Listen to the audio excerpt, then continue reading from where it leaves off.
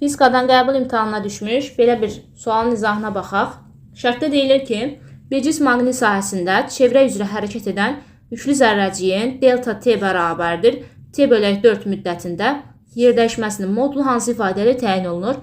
Biz çevrə üzrə bərabər sürətli hərəkətdə bilirdik ki, əgər zaman periodun 4/1 hissəsidirsə, yəni delta t bərabərdir, t bölək 4-dürsə, bu zaman yer dəyişmə s bərabərdir, r vurulsun kökdəki ilə hesablanır. Bunu da hardan alırıq? Gəlin çevrədə göstərək. Tutaq ki, bu çevrəmizdə A nöqtəsindən B nöqtəsinə cisim saat əqrəbi istiqamətində hərəkət edərəkdən çevrənin 4/1 hissəsini hərəkət etmişdir. Bu zaman 360-ı 4-ə böləndə 90 alırıq. Deməli, buradakı bucağımız 90 dərəcədir.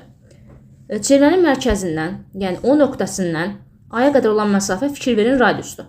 B-yə qədər olan məsafə də çevrənin radiusudur. Burada yer dəyişmə cismin başlanğıc vəziyyəti ilə son vəziyyətini birləşdirən istiqamətlənmiş düz xətt parçasıdır. Yəni, baxın, A ilə B-ni birləşdirən istiqamətlənmiş düz xətt parçası olacaq yer dəyişmə. Burada S-i tapmaq üçün Pifaqor teoremindən istifadə edəcəyik. Çünki burada düzbucaqlı üçbucaq alınmışdır. Yəni, S-in kvadratı bərabər olacaq R kvadratı üstə gələ R kvadratına. Düzbucaqlı üçbucaqda hipotenuzun kvadratı katetlərin kvadrat cəminə bərabərdir. R kvadratı üstə gələ R kvadratı bizə verəcək 2R kvadratını.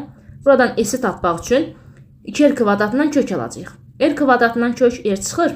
2-dən kök çıxmadığından ona görə R kökdə 2 yazırıq.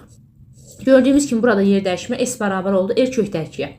Bunun davamında isə artıq biz Lorentz qüvvəsi dərsində keçdiyimiz düsturdan istifadə edəcəyik. Hansı ki, biz bilirik ki, əgər yüklü zərrəcik bir cism maqnit sahəsində perpendikulyar istiqamətdə daxil olursa, bu zaman o çevrə üzrə hərəkət edir. Həmin çevrənin radiusu isə R bərabərdir mv bölək qb düsturu ilə hesablanır. Gətirib bax, burada yerinə yazsaq, S bərabər olacaq, kökdə 2 vurulsun mv bölək qb-yə. Cavab da A bəndə olmuş olacaq.